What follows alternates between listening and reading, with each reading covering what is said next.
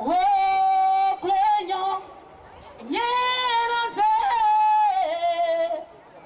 Oh, Cléon, Nyenante. Oh, Cléon, Nyenante. Kayeno, ina mamonyo swawo. Ina kayeno na kagweya nukasenyo. Ina dagweya pabo senine. Ma payasio. Wo, kela wo. On ne fera pas de longs discours. Je crois que le docteur Bouga a très bien expliqué l'enjeu de notre présence. Je souhaiterais que vous repartiez d'ici avec le sentiment que nous sommes à un moment important de la lutte. Nous sommes à un moment charnière parce qu'il se passe beaucoup de choses en Côte d'Ivoire. Vous-même, vous le voyez jour après jour. Nous sommes à un moment où le régime de l'imposteur Dramane Ouattara est en train de montrer ses limites, les limites de son incompétence, c'est-à-dire l'incapacité qu'ils ont à faire face à la gestion de la chose publique. C'est aujourd'hui une réalité. Il n'y a plus d'argent qui rentre dans les caisses parce que même les chefs d'entreprise ne se reconnaissent plus dans la politique qui est menée. Aujourd'hui, les forces armées de la Côte d'Ivoire qu'il a tenues sur le côté sont en train de lui montrer que sans elles, aucune sécurité ne peut exister dans le pays. Aujourd'hui, il est obligé de nommer des Baragnéry comme préfet de région. Vous vous rendez compte, la Côte d'Ivoire, un pays où si tu n'as pas fait l'ENA, tu ne peux pas devenir sous-préfet, à plus forte raison préfet, il nomme des cuisiniers et des cireurs de chaussures. C'est la preuve véritablement qu'il y a un trou qui est en train de se creuser sous ses propres pieds et qu'il va tomber là-dedans. Et nous ne sommes pour rien. Nous devons le dire clairement. Notre combat est un combat démocratique, est un combat pacifique comme nous le faisons depuis 2 ans. Et je reviens d'un certain nombre de déplacements, notamment sur le continent, où nous avons eu l'occasion de parler à certains de nos responsables qui, malgré l'exil qu'ils vivent, sont extrêmement optimistes.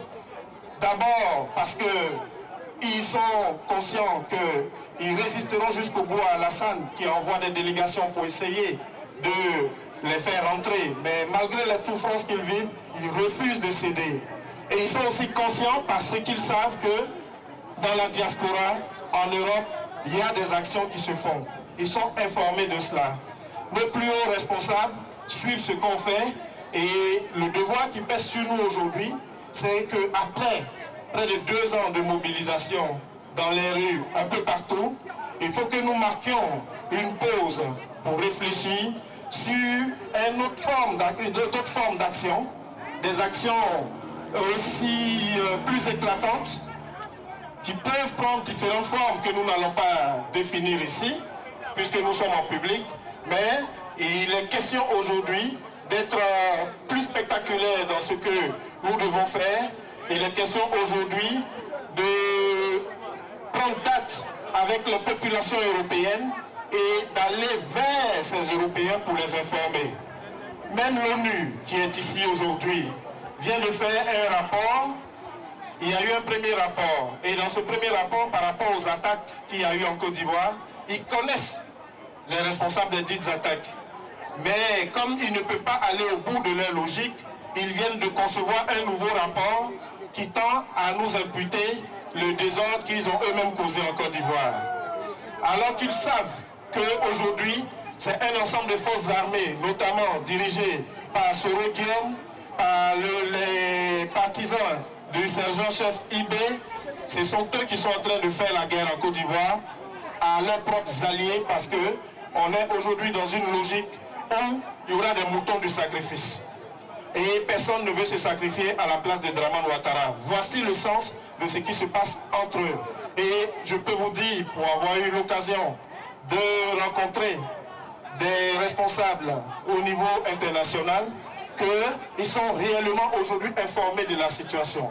Même en France, certains s'impatientent en disant que il y a un changement, mais ce changement ne profite pas à la Côte d'Ivoire. Il faut savoir que même à ce niveau, il y a aussi du travail qui est fait, mais nous devons inscrire notre lutte dans une perspective historique. C'est un combat qui ne va pas forcément aboutir dans les 2 mois, mais qui à la fin va aboutir. Et quand j'ai rencontré récemment certains de nos hauts responsables, c'est le message qu'ils m'ont demandé de venir vous donner, c'est de dire qu'il faut s'inscrire dans la durée, ne pas avoir peur des mauvaises nouvelles qu'on va avoir en route et ne même pas se fier à ce qui se raconte. Par exemple, sur la question de la santé du président, de huis clos, il y a beaucoup de choses qui se disent.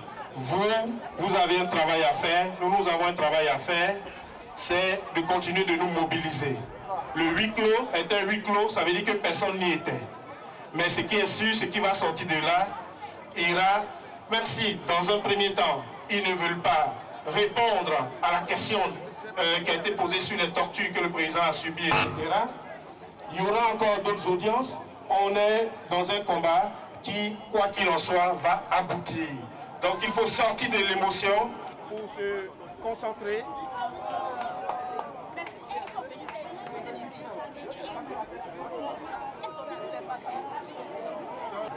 Honte à lui. Draman est vaincu. Il est sous nos pieds. Amen. Donc c'est ça qui est là. Alors, ce message est véritablement important.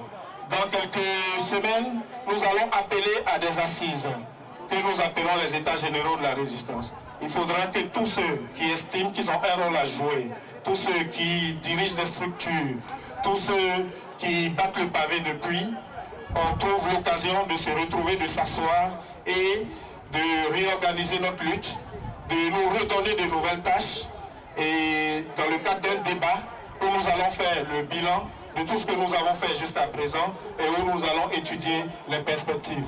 Si nous ne faisons pas cette réflexion, nous risquons un peu de nous perdre parce que, comme vous avez pu le constater, les choses vont un peu dans tous les sens. Mais ça, c'est la preuve que la résistance est vivante. Mais il est important qu'on puisse s'organiser pour mieux travailler ensemble. Donc, vous allez être invités bientôt dans ce cadre-là par tous les leaders que vous connaissez.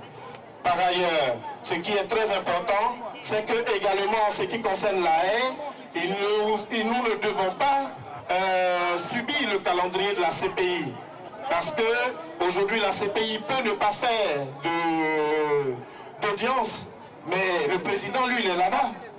Donc, il nous appartient de maintenir la flamme de la mobilisation. Ces derniers temps, on a fait beaucoup de choses dans les autres pays, mais de façon régulière, il faudra que nous puissions aller dire au président que nous sommes là. Je peux vous assurer qu'il est informé de tout ce qu'on fait et que cela lui fait extrêmement beaucoup de bien au moral, physiquement et tout. Donc nous ne devons pas oublier que cela fera bientôt 1 an que le président a été déporté à La Haye et à cette occasion-là, bien entendu, il y aura la nécessité de se retrouver là-bas pour marquer et dénoncer la forfaiture coloniale qui a été accomplie contre notre président et contre notre pays. Donc, normalement, début décembre, il y aura une grande activité à La Haye pour marquer notre présence sur le terrain et dire au président que nous sommes toujours avec lui et que s'il continue de tenir, nous aussi nous tiendrons.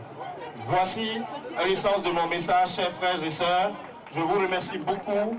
Vous ne pouvez pas imaginer combien ça fait du bien de vous voir malgré la difficulté, malgré les kilomètres, et combien ça fait du bien à tous ceux de nos leaders qui aujourd'hui se retrouvent démunis, mais qui y croient parce que nous sommes là.